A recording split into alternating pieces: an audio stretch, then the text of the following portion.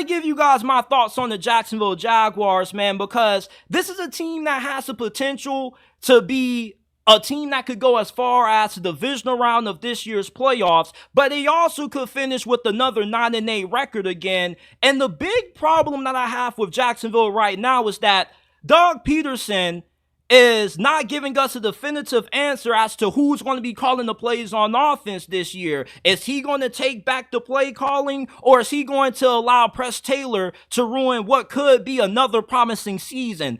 Press Taylor, for those of you guys who don't follow the Jaguars that closely, he's the offensive coordinator for this team, and he called plays for the first time in Jacksonville last year, and it was a complete disaster. Trevor Lawrence was really turnover prone. The red zone offense wasn't good. The run game lacked explosiveness. They were 30 in the league in yards per carry at 3.6, and they also were 23rd in the league in rushing yards per game with 96.8.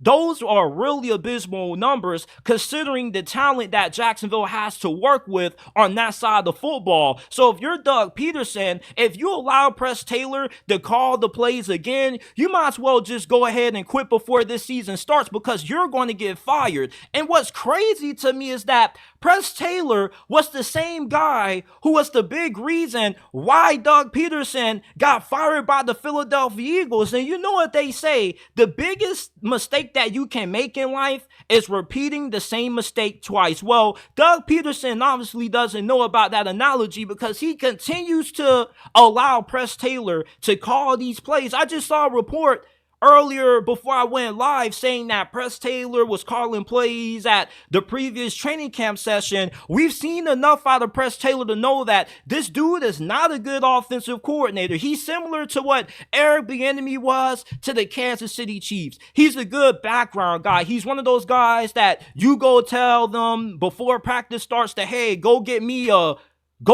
coffee, go print out this paperwork, go game plan, help me with the strategizing. He's good in that department, but when it comes to plays, he's a really incompetent play caller. And if Doug Peterson allows Press Taylor to call the plays this year, not only is this going to be another disappointing season for Jacksonville, but this also is probably going to be Doug Peterson's final year living in the 904. They have to make sure that somebody else not named Press Taylor is calling the plays. And it never made any sense to me why Doug Peterson would give up play calling duties anyway. You can say that, well, JT, it's more easier to manage a team when you don't have to split your time between calling plays and overseeing the team. It's easier to be a head coach when you can just step back and be the CEO, just overlook everything. But Doug Peterson, a large reason why Trevor Lawrence had that huge sophomore season was because of his play calling. And if it isn't broke, don't fix it. There was no reason to give up the play calling duties to Press Taylor. Now, if Doug Peterson ended up slacking off, then it would have been understandable to let somebody else call the plays. But at this point, the Jaguars have too promising of a team to allow Press Taylor to ruin what could be a very promising season, man. This offense, outside of the interior offensive line, is really good. Your wide receiving core is still a little concerning, but you definitely have more talent there than what you had last year. Calvin Ridley just wasn't a good fit in this offense. You get Brian Thomas Jr., who's that big, physical outside wide receiver that can win against press coverage and tight man-to-man coverage as well. You also got Gabe Davis, who's one of the better big play wide receivers in the game. You still have Evan Ingram, Christian Kirk. Travis Etienne is one of the best all-around running backs in the game. And what has me so excited about how good Jacksonville could potentially be this year if Press Taylor doesn't ruin this season, it's the improvement that we're going to see out of this defense. This is one of the more underrated defenses entering this season. You have a new defensive coordinator in Ryan Nielsen, who they got from the Atlanta Falcons. Atlanta fans were really disappointed that they weren't able to keep him on the staff when they hired Raheem Morris, because he did a really good job with that unit last year, and they were better than what the statistics may indicate. That was a top 13 defense, but the numbers are slightly inflated against Ryan Nilsson's favor because of how many mistakes Desmond Ridder and the Falcons offense were making with the pigskin. If the Jaguars offense is better at taking care of the football this year, they could have a really good defense this year. Under Ryan Nilsson, the Falcons were 8th against the pass last year, which was the biggest weakness that Jacksonville had last year, was their lack of ability to stop the pass. They were 26th in the league in passing yards per game allowed, and they also struggled to generate consistent pressure on the quarterback. The Falcons' pass rush was really productive under Ryan Nilsson. As a matter of fact, he got more out of the Falcons' pass rush than what any defensive coordinator has been able to do up there over the last couple of years. You also have somebody who's really good in situational football, with the Falcons having the third best third down defense in the league last year and a top 5 red zone defense. So Ryan Nilsson's defenses are really good at stopping the pass, and they know how to get opposing offenses off the field in the red zone and in third down situations. You also, in free agency, signed Arik Armstead, one of the better interior defensive linemen in the game, despite how old he's starting to get. You got Darnell Savage, who's going to be moved around all over the defense. And you got Ronald Darby, who still is a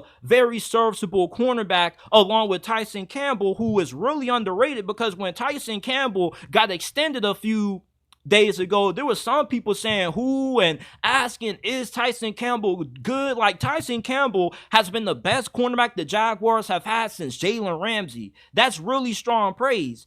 And if Trayvon Walker can take that next step, because he had 10 sacks last year, you know how good Josh Allen was. Josh Allen has really started to cement himself as a upper tier pass rusher. And if you can get Trayvon Walker to have a similar season to what Josh Allen had last year, this is going to be a sneakily good defense that the Jags are going to have this upcoming season. It all hinges on if Press Taylor is going to call the plays this year. If he remains the play caller on offense this year, the Jaguars and all the fans can just go ahead and kiss another season goodbye. I promise to God, if Press Taylor is still calling plays this year, I will not be watching Jacksonville Jaguars football this year. I'm not about to waste my time watching this team continue to make the same stupid decisions that costed them last year. With a healthy Trevor Lawrence, this should be a sure thing to be a playoff team this year. Trevor Lawrence is not overrated. And a lot of people inside that Jaguars organization, they would tell you the same thing. And they also would tell you that the Trevor Lawrence they saw the second half of last year is not the Trevor Lawrence that they know, because his play dwindled down the stretch due to the injuries that he sustained. Now, when Trevor Lawrence is at his best, he's one of the better quarterbacks in the league. And we saw what he did in 2022, rallying the Jaguars from 28 down at halftime against the Chargers in a wild card. He gave the Chiefs all they could handle the following week in the divisional round. Trevor Lawrence, when he's healthy and he's playing his best football, he's one of the most talented quarterbacks that we have in the NFL. And he's the best QB that Jacksonville has had in franchise history, better than Mark Brunell. And that's not a hot take to me. I'm expecting this to be a 9 to 11 win team this year, depending on the decisions that they choose to make with who's going to call the plays on offense and how improved this defense ends up becoming. Because if Doug Peterson takes back play calling duties, and the defense definitely does take that improvement under Ryan Nilsson that I expect them to, this is a team that should be right back in the postseason, and they could end up shocking a lot of people, because I don't think too many NFL fans this year are that high on the Jaguars based off how ugly things ended in 2023.